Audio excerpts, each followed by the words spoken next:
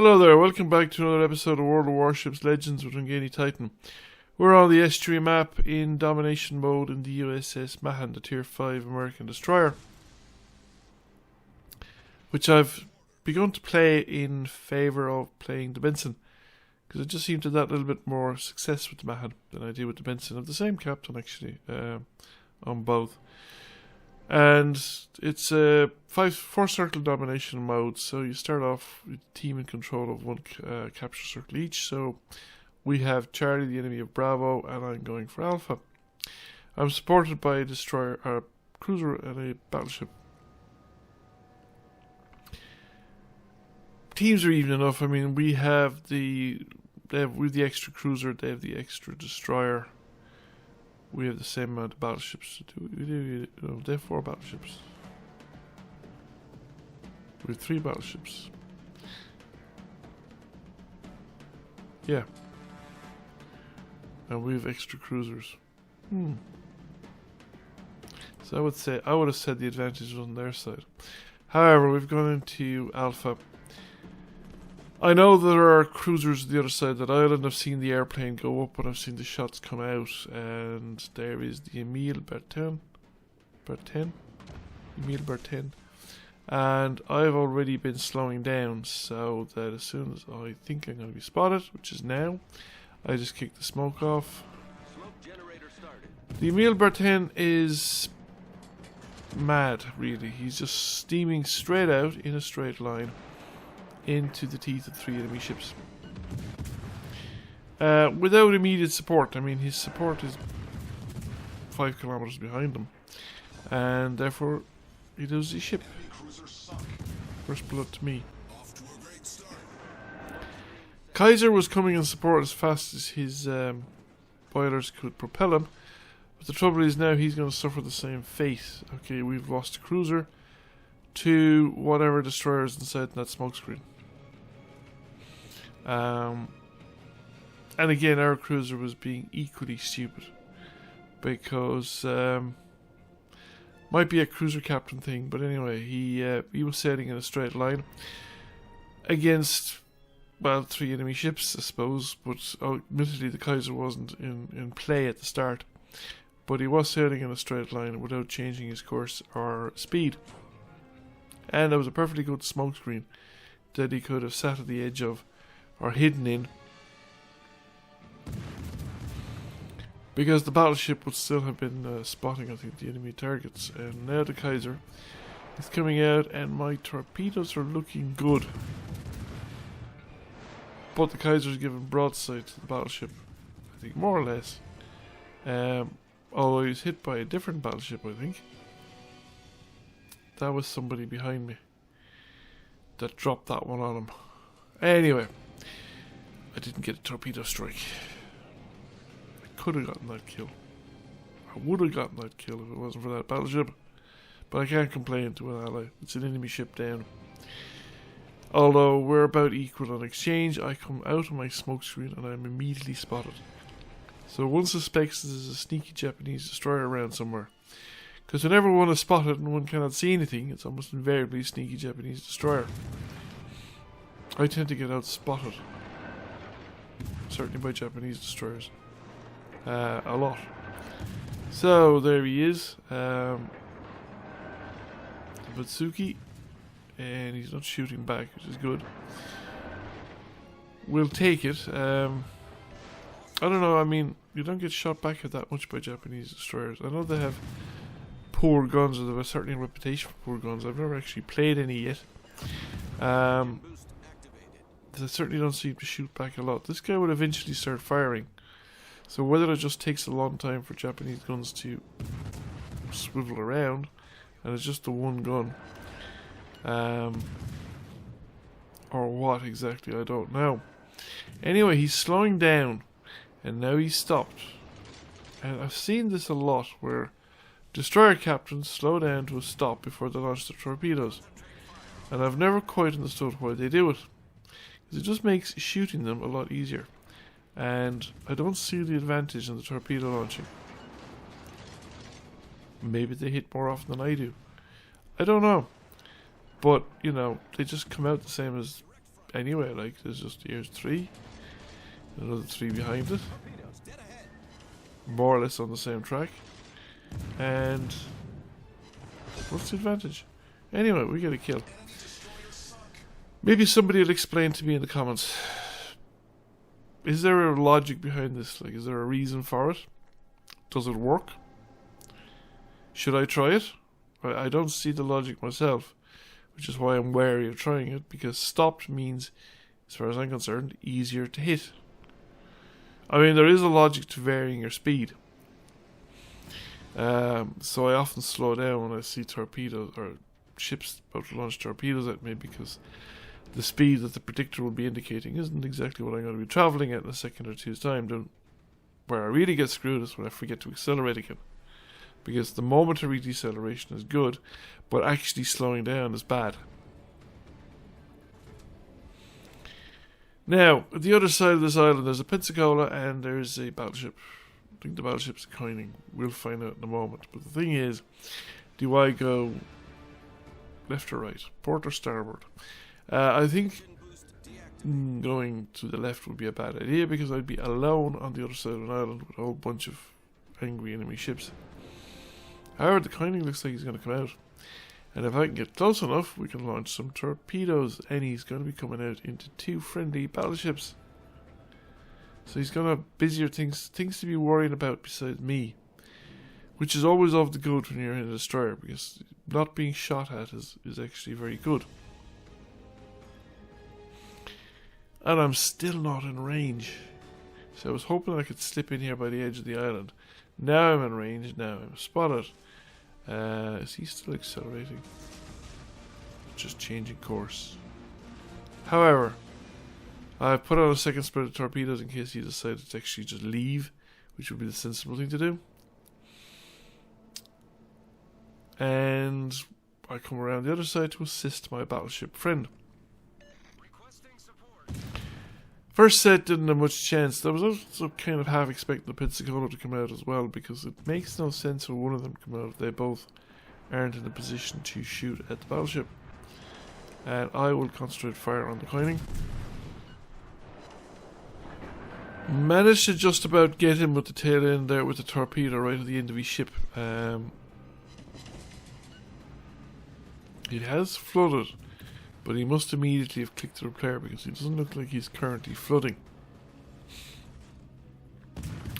Which means a fire will be really good around now, because if you set a fire on him when he's flooding, or when he's punched the repair, it means the repair's on cooldown, and that'll take a while. Of course, that doesn't mean we get the fire, and he's been focus fired by 2 battleships. Well, I mean, I'm contributing a little bit, but I'm not doing a whole lot. But the thing is, it's all adding up. And he's steaming right into my second spread of torpedoes. So even if my battleships weren't being that successful, he would have been taking a pounding anyway. And now the Pensacola decides to join the fun. Now, I think the Pensacola shouldn't have bothered. That it was taking, certainly shouldn't. There was no need to come out. It was already giving fire to one of the ships. By coming out, it's taking fire from all 3 of us. The fate it suffers is inevitable. It did take one of our battleships out, or at least the fire is going to take one of our battleships out. But it's still 2 enemy capital ships at the price of 1 of ours, and I don't think that was worth it. Just more crazy maneuvers from cruiser captains. Right, Fuso is under long range fire. Doesn't have a lot of help left, and just died. It's the obvious target, but it's gone. And it was a good bit away, so now we're a ship up, really, as 1 enemy ship left, 1 battleship left, and 1 destroyer, and there is the destroyer in question, the Farragut, in full fettle, launching smoke because he's been spotted by the battleship. So I'm going to go after the Farragut. Engine boost activated. I'm going to go after the Farragut. My logic is actually quite simple. The enemy battleship is on the other side in Bravo. And he's there in his own. I'd be going after him with no support. Just me and my little smokescreen versus a battleship of unknown strength. It's in Arizona. It's got most of its health. I'm going to send some torpedoes through the channel in case he decides to come after me. They mightn't hit, but it's the best thing, and I'm going to duck around. But my objective is to go after the Farragut because A, it's picking on a ship my own size, and B, the enemy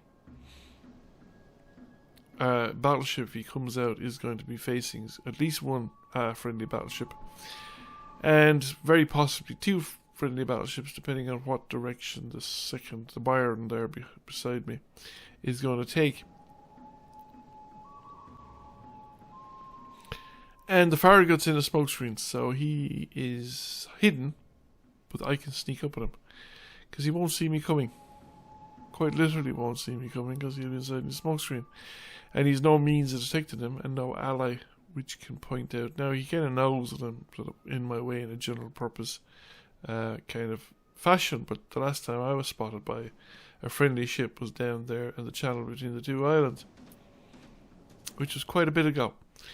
And quite a bit away, so we've been spotted, so that means he's coming out. We launch some torpedoes, we change direction, which gets us out of the way of his torpedoes. Although it looks to me like they were launched short anyway. Now we get a prize, well we get an achievement award. Which means that it must be the first time I've killed 4 ships in a battle since the achievement awards are brought in, which is quite a bit. I do know I've gotten a Kraken at least once. Yeah, because I made a video about it. So I must have done it before, but I probably did it when it was prior to the achievement coming in. Now I know I've killed 3 ships on occasion since then, and there's obviously no achievement for that, but there is an achievement for 4. To be honest with you, I find 4 is it's quite difficult. It's not easy to actually kill ships. Well, certainly not in destroyers. Destroyer torpedoes I find I can do a lot of damage. Now, I've not done a huge amount of damage in this battle. It's kind of average-ish, but I have done lots more damage and not killed a single ship, like either from fires or torpedoes or a mixture of the two. Generally with the destroyer you need to get a good lot of torpedo hits, and I find torpedo hits quite difficult to land. I think damage from torpedoes is much less than my damage from guns, and since I've mostly been playing destroyers, just looking at my service record, I'd just love to see better breakdowns on the service records of how you do, even how you do per ship. It's very hard to measure progress in this game at the moment, because it's very hard to know what a sensible objective is in terms, and you don't get a breakdown of per battle either, of how you're doing, how you're contributing to the battle. I think the kind of data you get in the actual PC game would be still invaluable to players in the Xbox version of the game, and I certainly don't see why it'd be a big problem to supply it. I mean, yes, it's more complex UI to supply it, but at the same time, it's not a lot more complex than what we're getting in World of Tanks, and it's not a lot more complex than some of the elements of the UI that they're already doing in World of Warships. And it's not like you'd be looking at the in-screen results during combat. You have all the time in the world to peruse the in-screen results and to navigate menus. However, it is less than a minute in the game. The Arizona is making for the corner. I've lost the spot on him. There, he'll make it to the corner. I don't think my torpedoes would even reach in the 30 seconds that are remaining. And that's not my fire. Fires are put out though. That second one was my fire, like the second fire. it was probably worth his while at that particular point because, you know, even though the friendly battleship's arriving, he's not going to make a decisive difference at this point in the game. He'll get at most one salvo off, and even if they arrive before the game ends, it is debatable, but somebody's salvo arrived.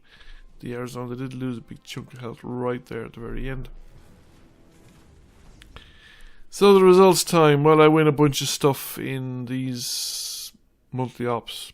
I've never actually won any of the monthly ops or even come close, but I don't play the game enough. I still find that World of Warships or World of Tanks is my preferred game of this type, but I do play it enough and I do enjoy it.